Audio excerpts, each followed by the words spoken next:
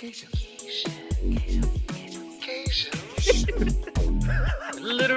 Gasian. Literally Gasian. Welcome to Literally Gasians, a podcast where two gay Asian guys, aka Gasians, get real about their feelings and literally Gasian stuff. I'm your host, Chris. And I'm your co-host, Bao. And it's just you and me again today, Chris. Yeah, just us. I don't know. We want to have a little time for just us and not always a guest. We're not always going to be in that threesome. You know, threesomes after a bad experience, you just want to go back to the basics. And that's what we're doing, going back to the basics. And we actually haven't talked live since our last recording, which was probably a month ago. Yeah, and you've been away. Yeah, but I'm back. But how are you? What's been up with you? Oh, Lordy. So much has happened since the last time we've talked. I'm going to have to move. I'm like, looking for a new job. Everything's going on. And been traveling. I got COVID again last week. I rebounded. So I'm trying to fight off any long COVID. Yeah, it's just been busy and kind of was cooped up all week. So it was, got cabin fever. So I'm happy I even went to the office. So it kind of felt nice for once to get out of the house. Did you have any symptoms? That's where I've been at. Hardly any. It's just like a light cough. But I was pretty asymptomatic. So I just tested just in case before going out. And I was like, oh, 2 pink lines. There we go. What about you? What have you been doing now that you're back? Yeah, I got back last week, 7 days ago. And I don't know. I guess transitioning back to life in the U.S. I mean, I don't think I've ever spent. Oh yeah, I have spent that much time in Asia before when I used to work in Asia. But just spending that much time without working in Asia and living with my mom. So leaving, she was so sad. We were crying at the airport. But coming back here, I feel a little bit of a pressure to kind of think about what's next in my life again. And the new shiny idea I'm romanticizing is maybe living in Asia or working in Asia, which sounds overwhelmingly scary, but also exciting at the same time. But did no research. I'm just basing this off of this romanticized version I have of my a feeling I have love of that, what my life could though. be like. Yeah, it's a passion. Yeah, to make a change, you kind of have to romanticize the change a little bit.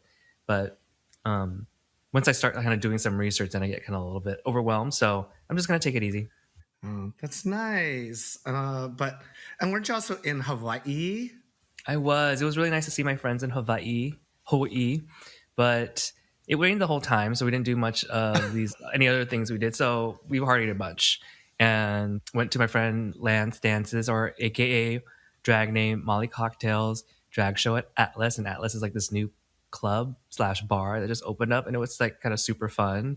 And then you know how I was talking about these warehouse parties that happen in LA. How I went to Pegasus. There's a similar party that's queer friendly in Hawaii. In Hawaii? Who knew? Yeah, Wow. It was warehousey. The music was kind of the same, and I think I read somewhere that the younger gay crowd prefers these types of roving parties that kind of move around from venue to venue. Was it a lot of visitors or locals? Locals. Oh, that's better. Oh my God, Yeah, that's so nice. Secret location. So I was wondering, because I don't know if SF has one of those, but I was surprised to see it in Hawaii. But I had an amazing time there. We haven't caught up in a while, so let's dig a little deeper into our favorite segment, Chris, which is the Be Real segment. It's time to be real. Part of every episode where we get just a little bit deeper about how we're really feeling about things. So let's be real. What's on your Gasian heart, your Gasian mind, Gasian balls? I guess I touched on it at first, and I guess the theme of it was so moving, and I'm having this sense of insecurity, housing insecurity, financial insecurity. And I talked about it with my therapist, And that's what we kind of came down to, why I feel so anxious lately, not feeling like I have like a stable place to live in. San Francisco's prices started going back up, and Is that what happened to you the yeah, the for your housing? evil corporate housing that's not rent controlled is tried to hike it up another couple of $100s. And I was really upset at first, but when I think about how shitty they've been, and how when you came over that they harassed us, when we were first recording this, they harassed us and you paid them to let us through.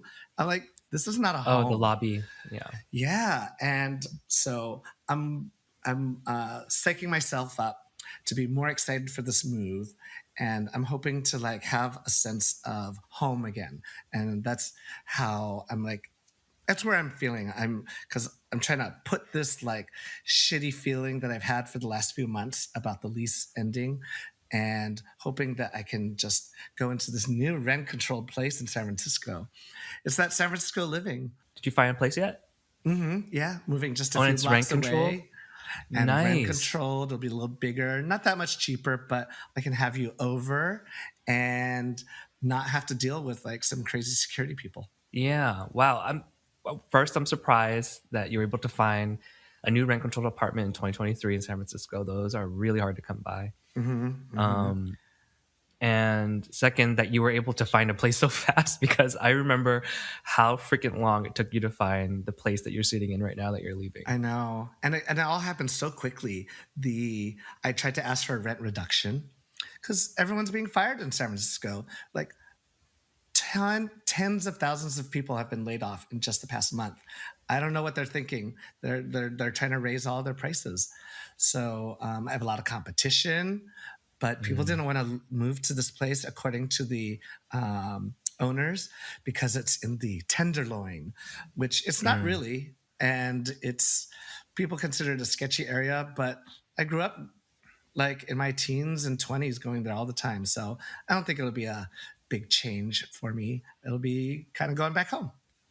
Yeah, well, let's just hope it's not haunted then. If I'll make a best lot of friends with people. them. It'll be Mm. great. I know when I just came back from Asia, my mom and all my family, they just talk about ghosts so freely because, Asia's just very different. And my parents my family's Buddhist.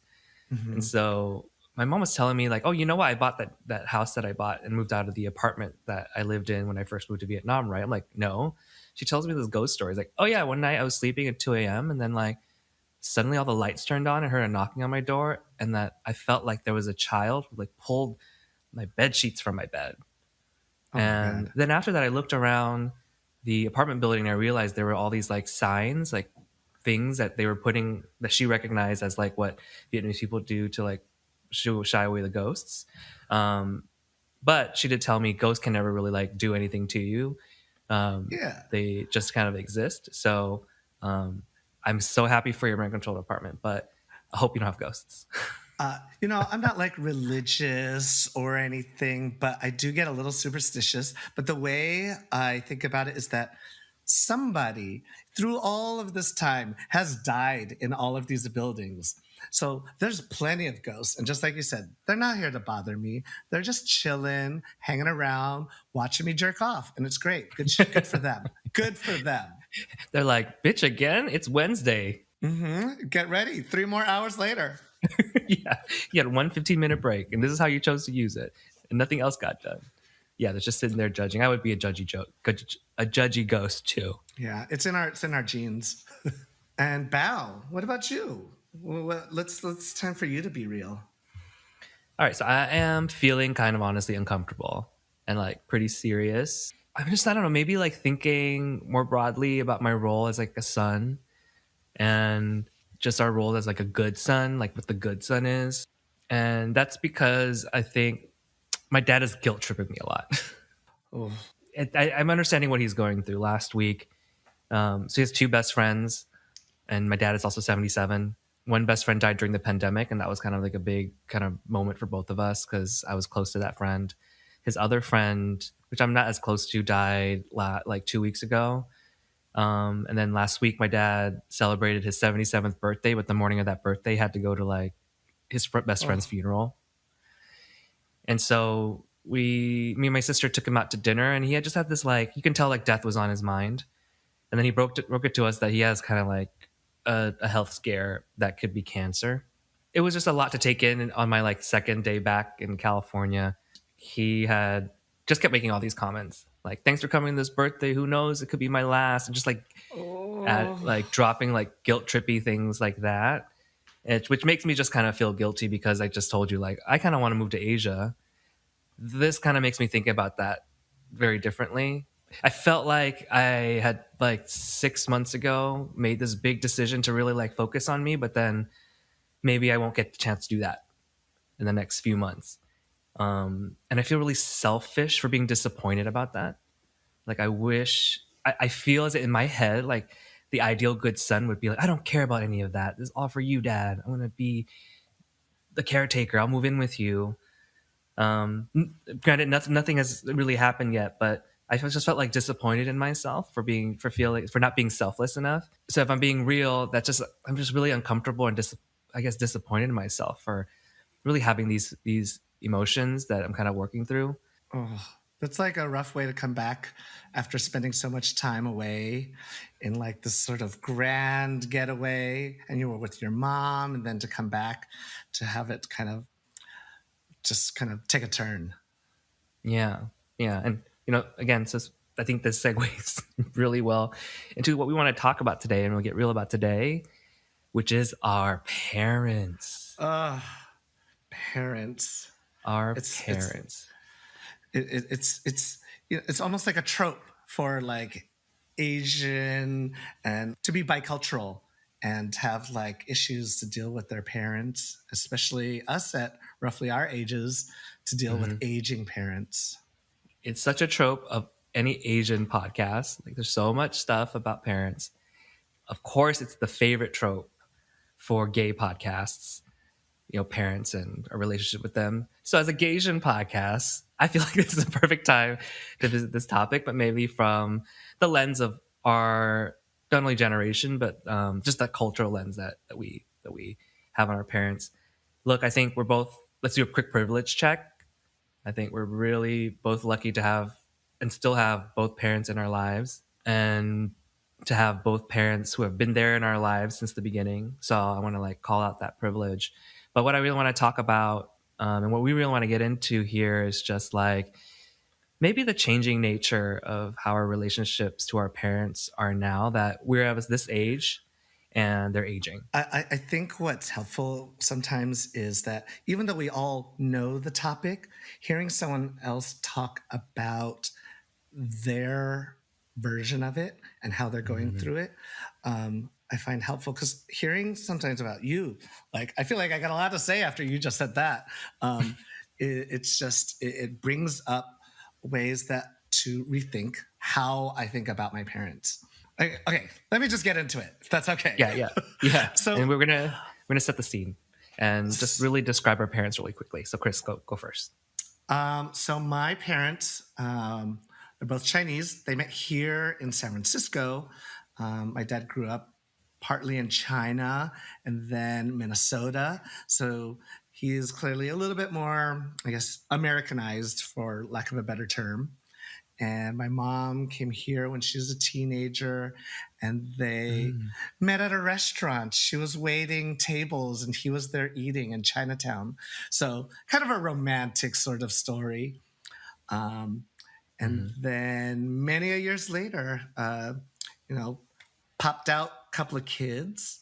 I am much further behind my siblings. So one of the things that I recently started to think about is my siblings have a very different relationship with my parents than I do. I know them in a completely different way. They were younger, trying to like, you know, work, buy a home, do all those things. When by the time I came around, they were much more established. So I started to actually feel a little bad for my brother and sister because they probably had to go through so much with new parents. And mhm, I didn't really interact with them as much as I thought. One of the things I was talking with my therapist literally yesterday was how I'm realizing I don't know them as well as I thought I did. And over Hmm. the past several years, I started to find I don't really like my parents that much. You can love And people and not like them sometimes. yeah, and they're parents, and so there's the distinction that family, you don't have to like them, but they're still your family. But then with all this language about having chosen family kind of makes more of a Mm-hmm. separation there, because my chosen family I'm more close to. My parents don't know what I do. They don't know much about me. I'm not even technically out to them. And I know, like, I'm a big promoter of Harvey Milk. Everyone should come out to their parents, but well, this is a little bit cultural. It's also a different Hmm. time. They don't know any of these other things about me. I'm not sure if this is all that much different. And I don't really feel much guilt. But that's not to say I'm completely not out, because they've helped me build my first dress for drag for Doncha. My mom Okay. bought Hmm. the 1,000 thank you bags and saw exactly what I made, and knows that I dress up as a woman and go on stage. Hmm. Yet she won't go to my show because she asked me, "How long is it?" I said 3 hours. She's like, "No, it's too long." Yeah, there's like that out and not out binary that I feel Hmm. like. I mean, I'm out to my parents, but I totally understand why, if you're Asian, you wouldn't be. Maybe that's something of our generation too. Yeah. And Um, I tried to like figure out, is this like an Asian cultural thing or just my specific relationship? And I find it weird where I don't feel like I have to. mhm, Whereas there's always that story of, like, even if like the kid was kicked out, but they wish they could come out to their parents and all these other things. I don't I don't long for it. And I'm happy that I don't, because mhm. I feel like I would be in a darker place. And like you said, the guilt, that's something I've been battling with, because I don't like them. What do I feel guilty about? It's just this a strange feeling. They built the guilt into us as we grew up, but then Mhm. at the same time, we grew up in this very American individualistic culture where white kids move out of their house at 18. The parents are almost kicking them out, and they don't have this relationship afterwards in some cases. And there's all those articles now of Zoomers who are cutting their parents off from them. And maybe that's not such a bad idea. I don't know. Even though you don't like your parents, Chris, you still visit them a lot. So there's something Yes. there. And yeah, like I said, it's the that duality. It's I don't like them, and my mom said something so rude. I went to go visit her on her birthday, and she said something so shitty, and I yelled at her. I was like, "I'm not coming for Lunar New Year until you apologize." I lost that war and was over there on Lunar New Year's, Oh and we just God. didn't talk about it. Um, and so that guilt, it's still there, and I've been trying to like learn how to balance it. When do I give up a stupid or, because they're old, they're not going to change, and that's Yeah. okay. They've gone through so much in a different time, and had to raise my like annoying ass. So I should give this to them. Yeah. I feel that way about my parents, and so a little bit. My parents, they're both Vietnamese refugees, and they left Vietnam right after the war, Hmm. the American War, as I like to call it, not the Vietnam War, the American Yes. War, um, and met here in the States. They got married and then divorced. So they divorced when I was 18. So obviously they got divorced 5 years ago. Hello. Oh, My mom, it's quite recent. yes, because I'm 23. My mom is in her early 70s. My dad is in his late 70s. I am out to both of them. I would say they both know I'm gay. My mom, I actually like intentionally, explicitly came out to. My dad, I just heard through my mom knows that I'm gay, and then like after a while, he's just like, it's there and it's accepted, but we don't like Mhm. talk about it. That's the And I Asian think way. it's the Asian way with my dad, and he's again a 77-year-old Vietnamese man, immigrant. this for me feels like it's gone pretty far, and I'm sorry, but for me the bar is kind of low for for him, and he's exceeded it a lot. So I'm grateful for that. And I'd say my relationship to them is like it comes in waves of like extreme closeness and extreme distance. And I think we were close growing up, but I think something changed when I came out. Something changed when I moved to San Francisco. Something changed in me. Something changed in them, and I felt like um, it it's always kind of waved in that direction of like extreme closeness or extreme distance. So now, like when I moved to LA and during the pandemic, I got super close to my dad, but like felt really like distant from my mom. Then I felt distant from my mom for like quite a few years until I just visited her again. Now I feel super close with her because we spent a lot of great quality time together. And I think right now our relationship is in a period of transition in that like we all came out of the pandemic much older. Um, my parents are thinking about their mortality a lot. They're wondering about my future now that like I'm almost 40. Mhm. And so I don't know what words to describe it except that it's in transition and it's quite uncomfortable. And I'm kind of just like letting the process, like trusting the process. Yeah, and I think that's something that has been also on my mind a lot, their mortality, because, we're of that age where our parents are losing their friends. And I do look at my mom and see how so many of her friends have passed away, and she has to make new friends, but Mm, in the middle of a lockdown. And I think that's why I spend so much more time thinking about my friends and trying to maintain and grow those relationships because I see it as so important. and I totally feel that. Like I told you, my dad's two best friends died in the span of like the last 2 years, 3 years. But in between that, I felt like when I lived with him, so I lived with him for a couple of months during the pandemic, he was going to a friend's funeral like every other week during the pandemic. Like when you think about how the pandemic impacted like my dad's age group, it was actually really sad, and like the grieving process kept restarting every few weeks for them. In thinking of their mortality, they have to think of us too. Yeah. And the time they and I do think it made my dad a much softer person, to be honest. Did it make your mom a softer person? I feel like she got harder Mm, because I think it's yeah. hard on her. And so she depends on us as her like support. Hmm. And we don't talk to her in the way that her friends would because Hmm. we're all probably always badgering her to do something, stop smoking, do this, do that, and that's not what she's looking for. But and so I try to keep that in mind, but I think she's taken it hard but doesn't talk about it. Yeah. How about your dad? Oof, it's rough. He's in One of the reasons I think about my mortality a lot is because he had a stroke when I was very young, and he's had Mm, multiple strokes since then. And he's now immobile and living in a skilled nursing facility.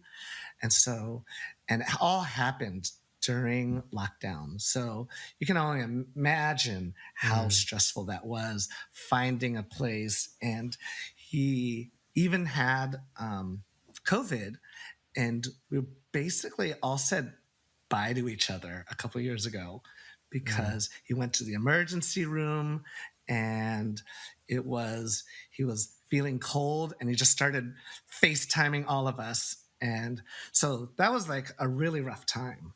But what was strange was in the moment I wasn't feeling very emotional about it. And it's one of those weird things I always have had. Why don't I feel sad? But I always feel sad later on. mm. I think I'm just good in crisis situations. And some people say that's a symptom of ADHD, just emotional like regulation and understanding the emotions just takes me a different amount of time. And also as him as a guy, didn't have a lot of friends, and it sucks.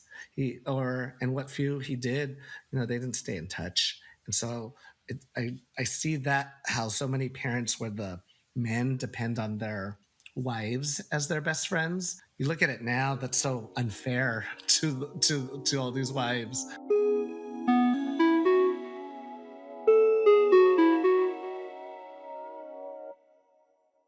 being the youngest child of like 10 years, I wasn't really taken care of by my parents as much. They were both working. Those are some of the things that I learned, as I got older. This is what Chinese parents do. They don't say, I love you. Everyone knows that.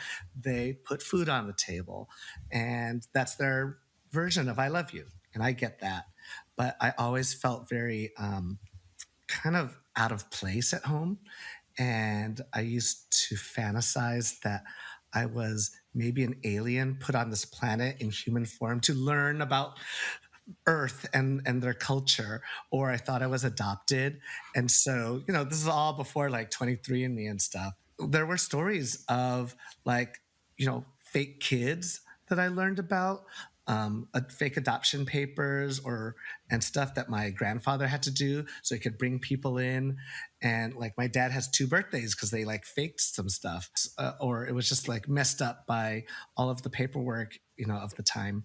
And so I genuinely thought I'm somebody else's kid because they're nothing like me. And clearly, I'm their parents. I look like my mother. I got the same saggy cheeks, and I got my dad's skin issues and all of that.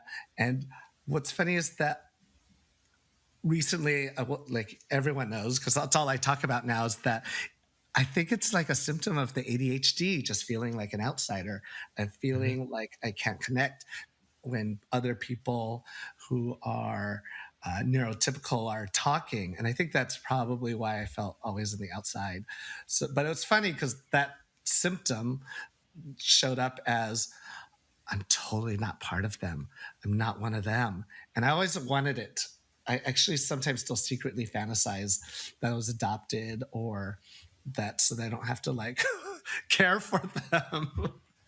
Well, you know what? This explains to me at least why you love stories about the outsider, like Mm, Hedwig, Veneno, and that you love sci-fi so much. I'm just like when you were telling me you thought you were an alien to come. I'm like, you've been watching.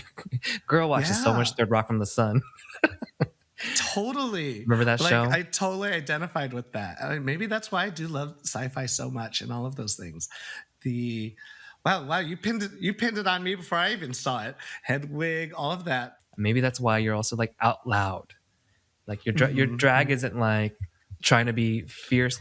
Your drag isn't I'm not the gorgeous. gorgeous one. I'm not the gorgeous Let's just one. say your drag isn't gorgeous, but it's the loud, the comedy, the shock value, even the looks are always just something that you want to walk in a room and then everyone notices you. Um, and I wonder if it was like maybe because you felt so out of place at home. Or I just couldn't read other people's emotions and didn't know that I was freaking them out. You always freak people out in a good way. Yes. Aside for the And I people learned who to, serve you lawsuits. yeah. And then freaking Shen Yun trying to sue us. Some of the people who tried to sue you.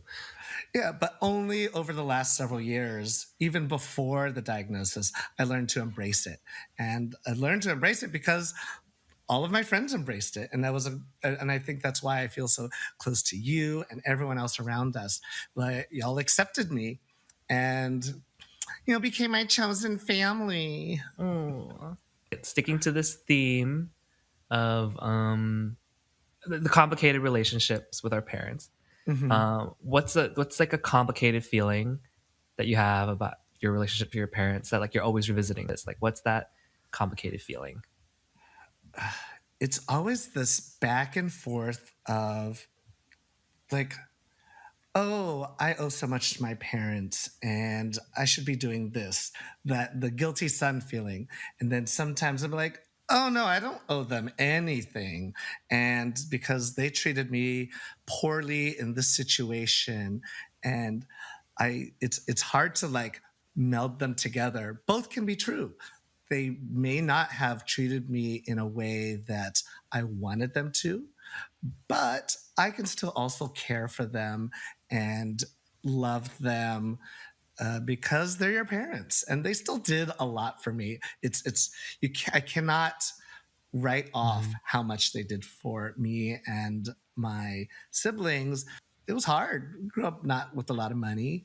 they did what they needed to do to get us where I am now. I'm not. I'm doing relatively well in the world. That's the part I will seesaw with. What do you go through with that? To your point, it could be both. Both can exist at the same time. This feeling of Mhm. like gratefulness and gratitude, and also like you're driving me crazy, or you're so problematic and toxic. I don't even know where to begin. Try using those words to them. I know, I know. I mean, I saw this new like thing from New York Mag. They released this like whole issue, New York Magazine, on like the new rules. Like the new rules are about etiquette, and one of it's around like tipping. And I think we can agree, yes, when we go to a restaurant, we tip 20 to 25%. But then they have these other things in there, like at a coffee shop, 20%. When you do takeout, at least 15%. Okay, I don't know if I totally agree with it. But then I was just like imagining telling my parents this. These are the new rules of tipping. And imagining just like my dad just like laughing in my face. Like, let's just be honest, Asian parents are freaking terrible at tipping. My mom has taken money off of the tip plate that I put there Yes, multiple times yes. And without it's me worse. looking. And it's worse at when you're at an Asian restaurant. Oh, They're it's like, terrible. yeah, yeah. Got to help the people because those owners, they're probably doing wage theft anyways. They got, yeah, give them more money to launder. In terms of my kind of complicated feeling, I would say that I'm going to talk about physical abuse. So if that's something that you don't want to listen to or is not helpful for you to listen to, you can stop listening right now and turn this off. And we'll see you next week. My complicated feeling, let's just begin with like as a little kid in Vietnamese, they used to describe me as pha. So pha means like to break or mess up. Like that kid is so pha, like bao is so pha, which is basically meaning that I'm a super mischievous and boisterous kind of kid. And that's always breaking things. So like a handful. Dennis the Menace. Yes, Bao Viet the menace. And my parents believed two things about me because I was so boisterous or mischievous. Is that one, that means I will grow up to be evil, like a gangster. Then the second one was smart. So it's like smart and like successful, which absolutely makes no sense. But they were so afraid that I would be a gangster that they took to disciplining me like a lot and physically beating me so much, like compared to my sister. And so I have a complicated feeling about this because at the same time, I understand that they came from a different culture. They come from a different culture. And this is what they were taught on how to discipline children. Um, but it's complicated to feel that because um, I've used that excuse for so long to suppress just like my real pain or experience from that time. I think I used to remember that, oh, my parents, they did beat me. They did discipline me physically. But it was probably like only 2 times a year. And I think in this last year, going to therapy and working on some ideas that I have about myself, we touched upon this kind of landmine of like physical abuse. And I started to remember like, no, it was like probably 2 times a month. And we would be screaming. I would end up outside the door. My sister would be so scared. And it was brutal. So like I can kind of like have chills just like thinking about it because like the body remembers, right?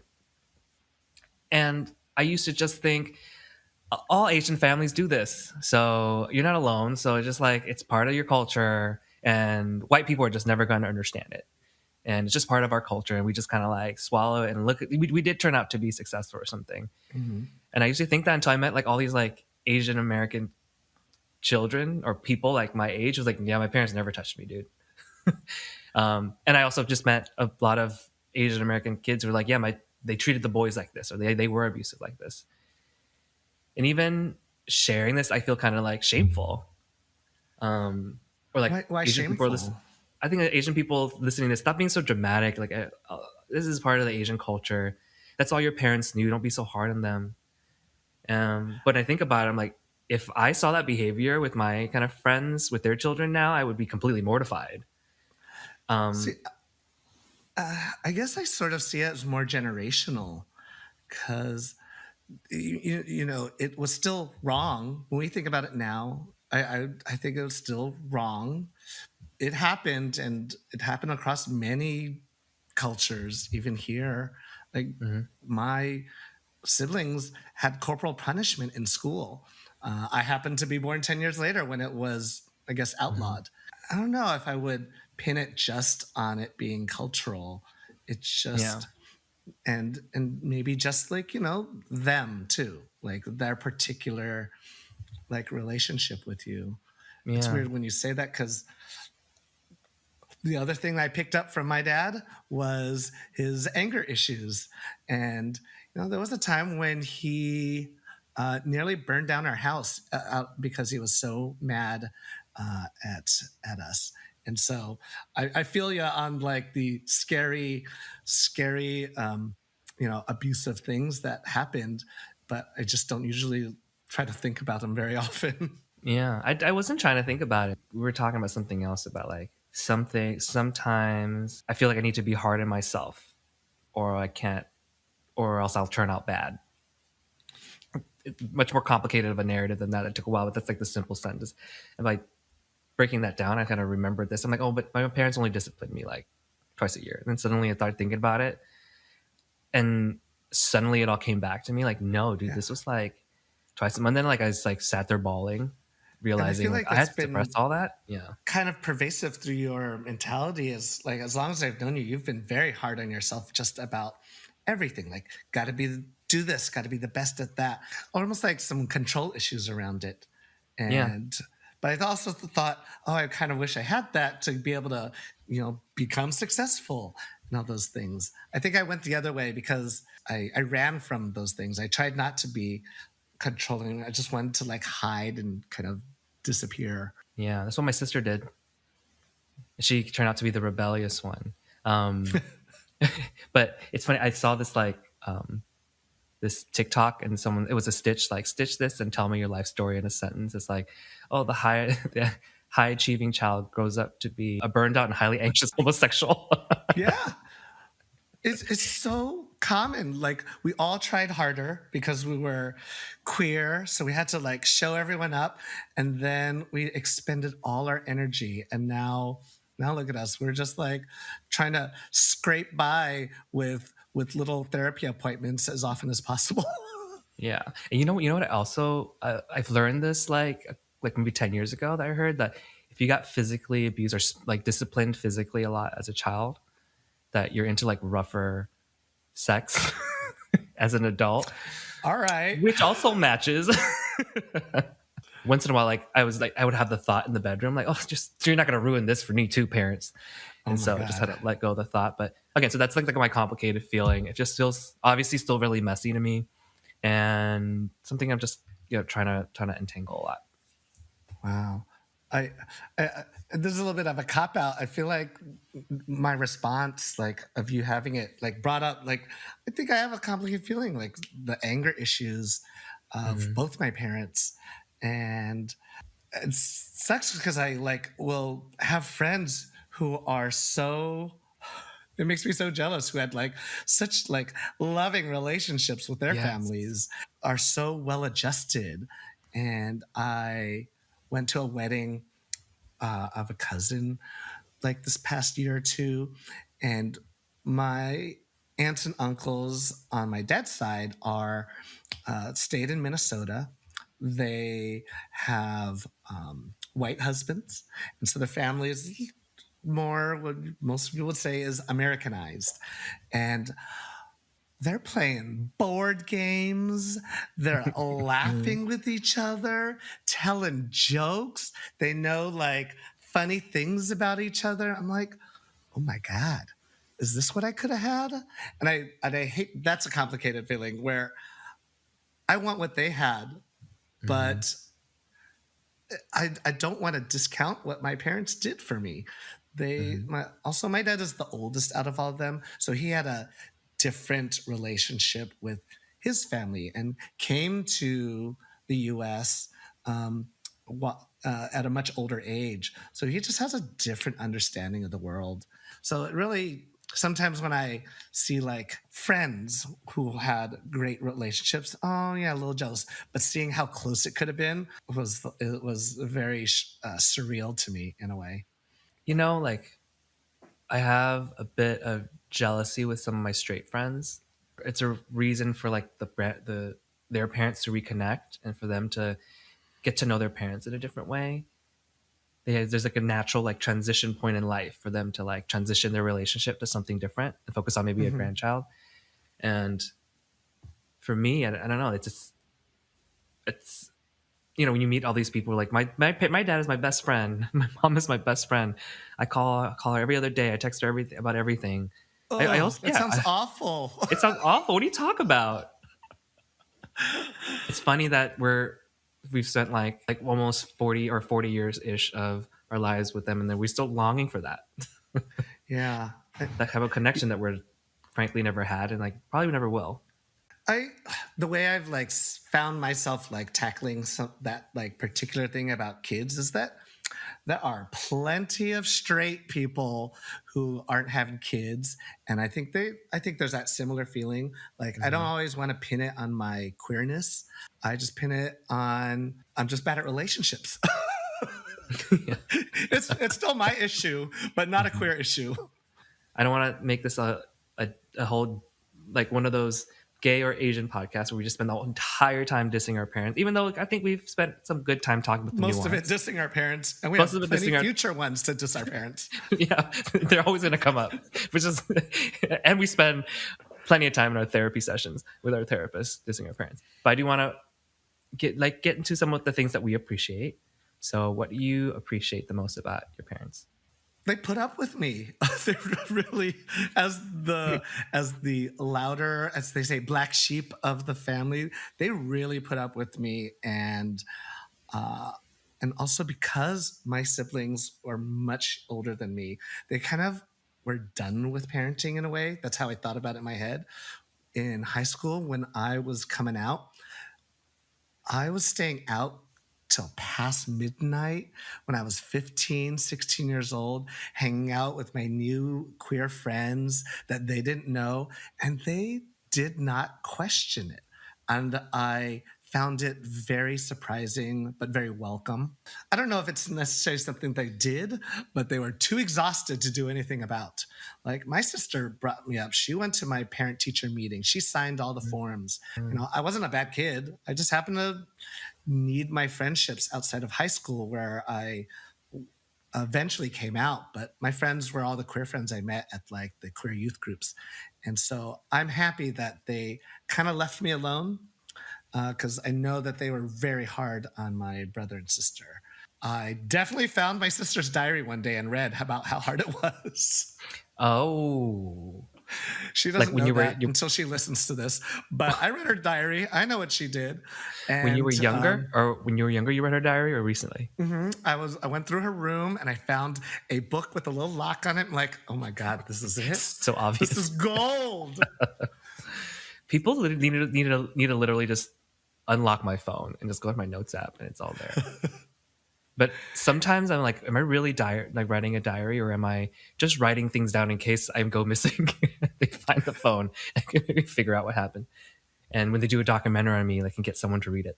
As for me, what I appreciate most about my parents, their journey about me being out to them, I am just in awe of just how they've progressed. Again, for my dad, the bar was pretty low.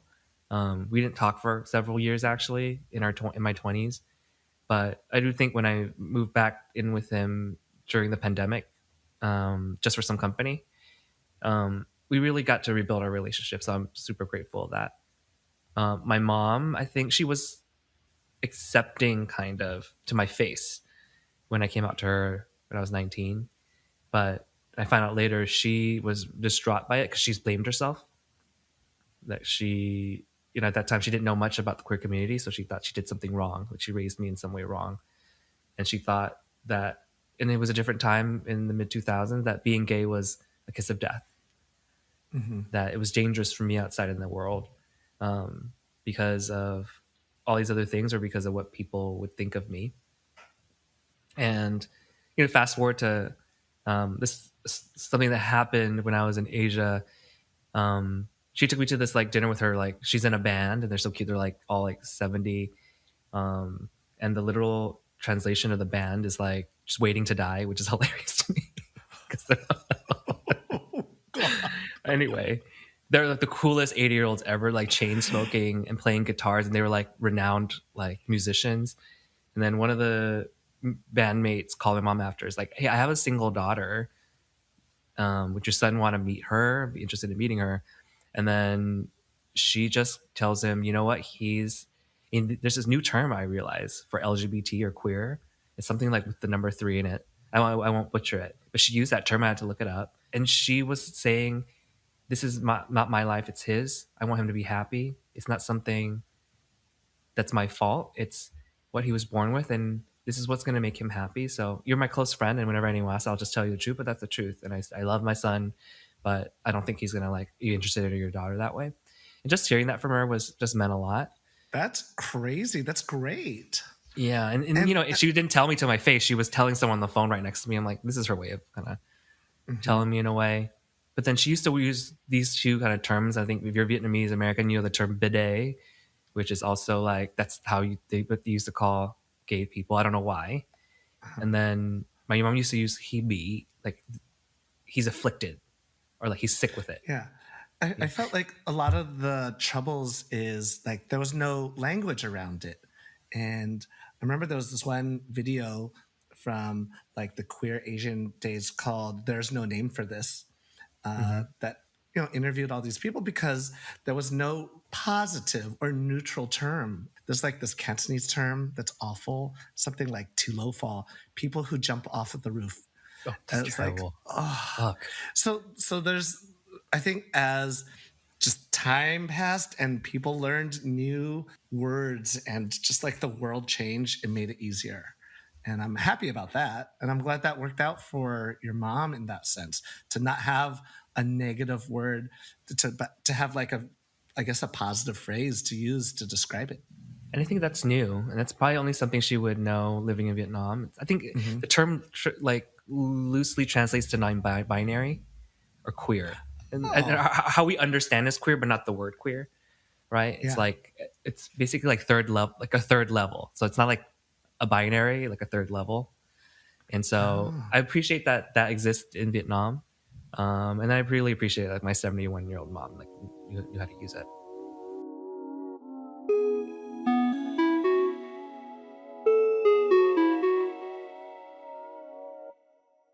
Both our parents are getting older. What are you most scared of for them? What I'm most scared of is that they'll both feel alone when they die. Sorry, I'm going there. Oh, I hear Um, you. yeah, because my parents are divorced. My dad has a girlfriend. Yeah, my mom's all the way in Vietnam. I can't guarantee I'm going to be there. Thinking about not being able to control that, like my family all in one city, and in case in the future something happens, I can count on myself being there. I have this deep fear, and I had to have a dream about it a lot. Like, and probably driven by my guilt, like I'm not being a good enough son, and that like when it matters in that like last breath, I'm not gonna be a good son, and they're gonna think that they're gonna be disappointed in something. I don't think that's a healthy thing for me to think. So I'll say Hmm. that I'm gonna work. I'm trying to work through it. But that if you're asking me like to be real about what I'm most scared of, it's that like they live just such hard lives. They've been through war. They've seen so much death during the war, and then they re-experienced a bunch of death during the pandemic and being re-traumatized by it. I just hope that at this age they found, they're starting to find peace, and that like it'll be peaceful for them when the day they leave us. And I think I do probably think about that too much about their eventual death. I think my sister's more like, let's not think about any of that. I mean, Hmm. again, she's a firefighter. She sees a lot of this, but I do kind of revisit this topic or this idea quite often every week. So I think it's just the nature of just how old they're getting, and how much they themselves are talking about their own deaths. Yeah. Yeah, I think I have a similar situation where I didn't move away actually, and it's one of the things that I wish I had done, and one of the Mhm. reasons was that I thought I needed to be there for them, And I go back and forth thinking, oh God, why didn't I do this? Why wasn't I more selfish? They were fine for the past, like 10, 15 years. But I think having so many health problems in our family, it made me think that it was going to be a lot worse earlier on. And that's why I think I'm always thinking about my mortality, because those health issues are coming through to me and my genes. And I think one of the reasons that I started partying so hard with y'all like a decade ago was, well, if I have to stick around, let's just make it fun. This is my way of disconnecting from it. And not the only thing, it was also genuinely fun. I wasn't fully escaping something. And Mm-hmm. so I think about where they're at, and it's kind of like not about them being alone, but they're having not like a great golden years. I think I worry about suffering because it's a Mm-hmm. lot Me of too. pain. My dad is not mobile. He can't take care of himself, when that was like his biggest thing, that he could take care of himself. And Mm-hmm. he was very independent. And I know that when he wasn't able to drive anymore, that was like a hit. Mm-hmm. And I think he's depressed. And I think that's what I'm scared of most, that they're depressed in their older age. And Me too. I don't really think there's anything I can do about it. Like, as much as I can be there, that's not going to solve it, because we drive each other crazy. Me being physically there isn't actually making things that much better. Maybe a tiny bit spending time, but they're not going to improve their mental health or happiness by very Yeah. much anytime soon. What are we gonna do? Find them like a therapist who speaks that language, who understands what they're going through, and who can actually get them to be vulnerable and tell their feelings to not a Yeah. family member. And sometimes I give up on that. But then a social worker called my mom, and she said that she talked to them like about her problems, and she felt a little bit better. So it was like a little therapy thing. And that's sometimes those little tinges of things make me Mm-hmm. hopeful. And I had started looking for a Cantonese speaking psychiatrist, because I know that my mom's anxiety is because she has undiagnosed ADHD. I Mm-hmm. am not a licensed psychiatrist, but she has it. And I think it definitely has made life harder for her. But she won't have the language to speak about it. And so those are some of the little things I try to do, because I'm so scared of her having an unhappy older age. I still keep trying to fix her, which may or may Mm-hmm. not work out in the end. But I guess I'll still keep trying. Yeah, yeah, and I think we're kind of in that same boat again. That we seem to always end up of like, I think when you see your parents at this age, and in certain ways our parents are separated from each other, and Mm-hmm. they own, we're kind of the last like, we're the one last line they have to like close family, but they've also lived through a life of trauma. They kind of don't know what to do with their time. They don't know what to do with themselves. They don't know what to do with their thoughts. Um, and sometimes I just say like maybe showing up is enough. So I think, as I personally believe that, Mm-hmm. but I do have the same questions you have. What it, what's something's changing right now? Something's transitioning right now. I don't know what it is, but I kind of want to start figuring it out. Yeah. I mean, doing the same that they did for us in that sort of Asian way, don't need to say I love you, just put some food on the table. So Mm-hmm. showing up, d- get Food. their lift somewhere, just make sure that they can get through their day. That might be just enough. That's what Yeah. they do instead of saying I love you. Yeah. Bring them food, but food that they would find delicious and cheap. Yes. Even if you bring them nice food, they're gonna be, Exactly. how much did that cost you? That's terrible. That's so expensive. This tastes terrible for how, like. So just save your own sanity by bringing them the food they like. I've tried the thing where I try to bring them like the nice food or bring them to the nice restaurant, but Nope. no, it doesn't work. I did the mistake of bringing my dad to freaking Slanted Door in San Francisco. He Oh, did not think there was a bigger crime committed to the Vietnamese people, and he's been through 2 wars. So I agree with him. Slanted door. $14 banh mi? That is bullshit. yeah, I can't. I can't have that, but I can definitely have a drink after this conversation. Girl, we both gonna need it. We're both gonna need it. But you know what? I really appreciate this time with you because again, I've known you for over a decade. Just to hear you just explain just everything that you've been feeling, everything your parents are going through, and how similar it is to mine. Like, I'm just really super grateful for that. Yeah. It goes back to what I was saying earlier, that hearing someone else talk about theirs, even though you might generally know, like getting down to those specifics, they were both surprising and I felt very connected to them. And I just hope that other people do too, because how often do we just bring that up in conversation when we're out? It's like, that's the downer conversation, but I'm glad Yeah. we did talk about it today. Yeah. And then, if any of y'all have thoughts on this topic, again, DM us, kind of share with us what you're thinking, or again, I want to check our privilege. We have two parents who are there for most of our lives and are still alive, and I know a lot of people have grieved the loss of their own parents, and so know that we totally recognize that privilege. And then with that, we're going to wrap it up. As always, you can follow us at Literally Gasians on Instagram and TikTok, so the TikTok's new, and me on Insta at Bowser. Where can they follow you, Chris? Find me on the Insta at Meet Me South of Market .gif with a soft G. And come back for our next episode, another episode with another guest, another special friend.